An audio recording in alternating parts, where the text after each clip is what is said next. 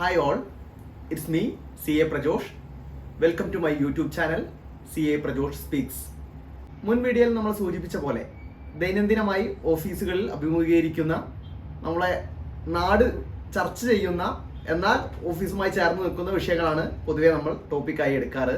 ഇന്നത്തെ നമ്മുടെ topic DPIIT recognition and Kerala startup mission registration. സ്റ്റാർട്ടപ്പായി രജിസ്റ്റർ ചെയ്യുന്നതിന് ഏതാനും ചില ക്രൈറ്റീരിയകൾ പാലിക്കേണ്ടതുണ്ട്. ഇതിൽ ഏറ്റവും പ്രധാനമായി വരുന്നത് അതിൻ്റെ ഫോർമാറ്റാണ്, ബിസിനസ് ഫോർമാറ്റ്. ഒരു LLPയോ കമ്പനിയോ അല്ലെങ്കിൽ പാർട്ണർഷിപ്പോ ഇത്തരത്തിലുള്ള സ്ഥാപനമേ സ്റ്റാർട്ടപ്പായിട്ട് രജിസ്റ്റർ ചെയ്യാൻ സാധിക്കുകയുള്ളൂ. മറ്റൊരു കണ്ടീഷൻ വരുന്നത് അതിൻ്റെ ടേൺ ഓവറുമായി ബന്ധപ്പെട്ടാണ്. സെയിൽസ് ടേൺ ഓവറുമായി 100 കോടിക്ക് താഴെ സെയിൽസ് ഉള്ള ഒരു സ്ഥാപനത്തിനെ സ്റ്റാർട്ടപ്പായിട്ട് രജിസ്റ്റർ ചെയ്യാൻ സാധിക്കുകയുള്ളൂ.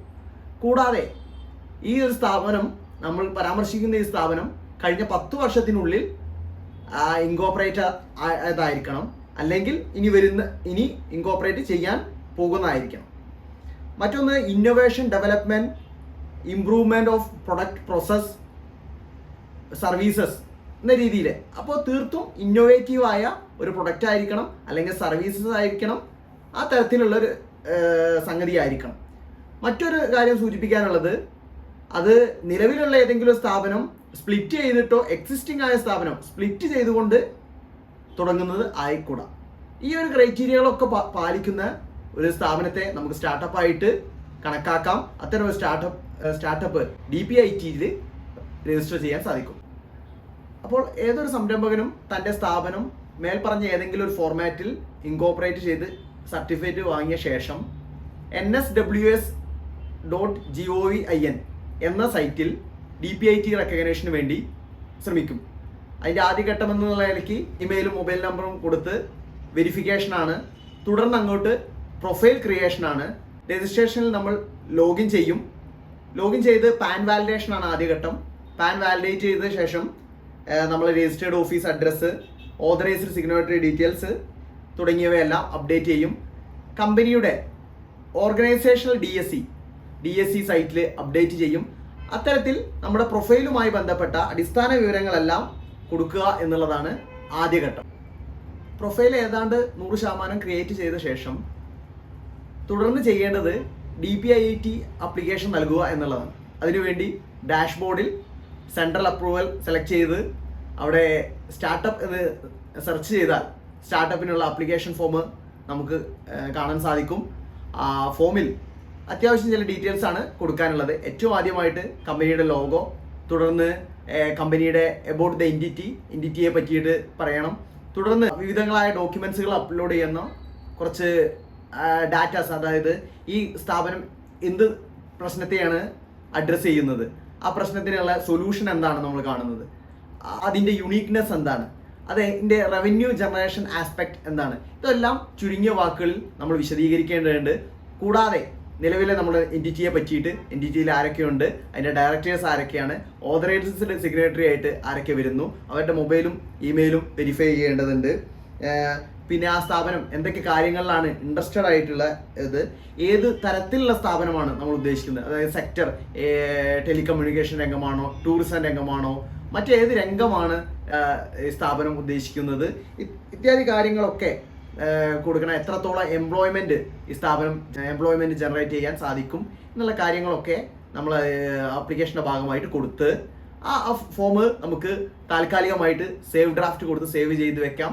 അത് സേവ് ആവും. തുടർന്ന് വീണ്ടും എടുത്ത് സബ്മിറ്റ് ചെയ്യാം. അല്ലെങ്കിൽ ആപ്ലിക്കേഷൻ തുടർച്ചയായിട്ട് തന്നെ ആ പ്രിവ്യൂ പരിശോധിച്ച് നോക്കി തൃപ്തികരമെന്ന് കണ്ടാൽ കൃത്യമായ ഡീറ്റെയിൽസുകളെല്ലാം കൊടുത്തിട്ടുണ്ട്, ആവശ്യമായ ഡോക്യുമെന്റ്സുകളെല്ലാം അപ്ലോഡ് ചെയ്തിട്ടുണ്ട്, ഇതുമായി ബന്ധപ്പെട്ട ഇൻകോർപ്പറേഷൻ സർട്ടിഫിക്കറ്റ് അപ്ലോഡ് ചെയ്തിട്ടുണ്ട്, ഓതറൈസേഷൻ ലെറ്റർ ഇന്നയാളെ ഓതറൈസ് ചെയ്തു എന്നുള്ള സ്പെസിഫിക് ഫോർമാറ്റ് പറഞ്ഞിട്ടുണ്ട്, ആ ഫോർമാറ്റിൽ ഓതറൈസേഷൻ ലെറ്റർ ഇത്യാദി കാര്യങ്ങളൊക്കെ അപ്ലോഡ് ചെയ്തിട്ടുണ്ട്.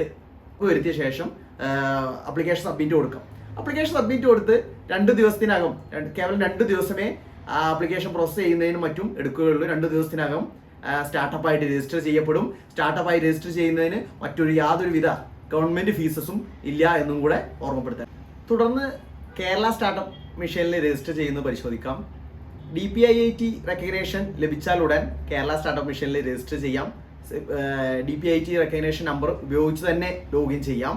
തുടർന്ന് നമ്മുടെ കമ്പനിയുമായി ബന്ധപ്പെട്ട ഡീറ്റെയിൽസ് ആണ് കൊടുക്കേണ്ടത്.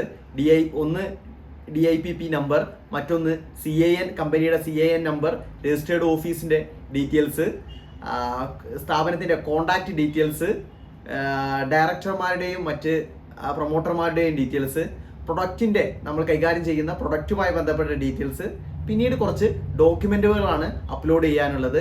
ഒന്ന് ഇൻകോർപ്പറേഷൻ സർട്ടിഫിക്കറ്റ് ആണ്, മറ്റൊന്ന് DPIT റെക്കഗ്നേഷൻ സർട്ടിഫിക്കറ്റ് ആണ്.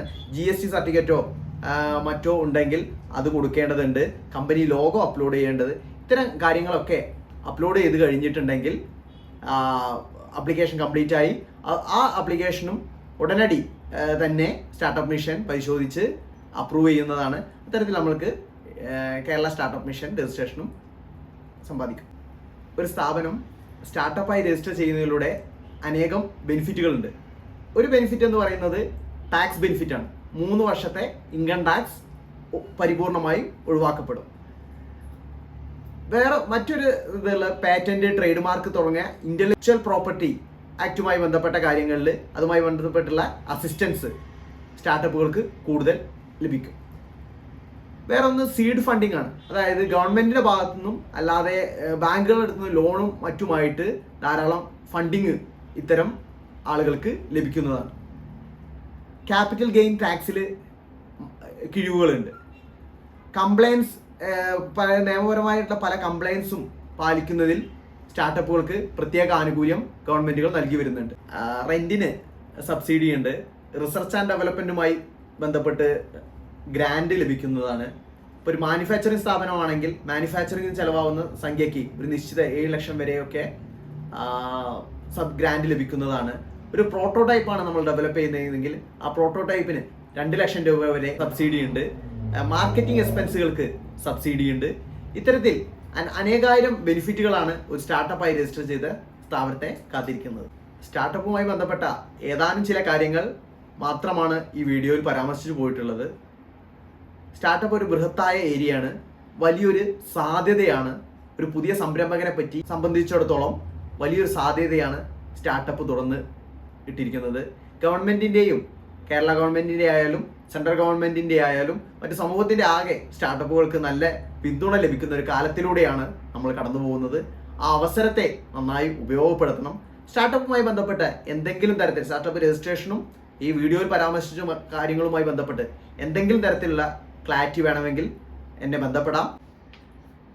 Once again, thank you for watching CA Prajosh Speaks. Do subscribe this channel. Thank you.